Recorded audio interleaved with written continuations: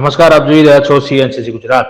યજ્ઞશાળામાં 25 બહેનોએ છાણથી લીપણ કર્યું. સિદ્ધપુર ખાતે અરવડેશ્વર મહાદેવ નૂતન મંદિર શિખર પ્રાણ પ્રતિષ્ઠા મહોત્સવ આગામી 6 થી 10 માર્ચ 2024 તથા શિવ પરિવાર દેવતાઓની પ્રાણ પ્રતિષ્ઠા યજ્ઞ 1 કરોડ આહુતિ સાથે પંચદિન સાધ્ય અતિ મહારુદ્ર શાંતિ યાગ યોજાશે.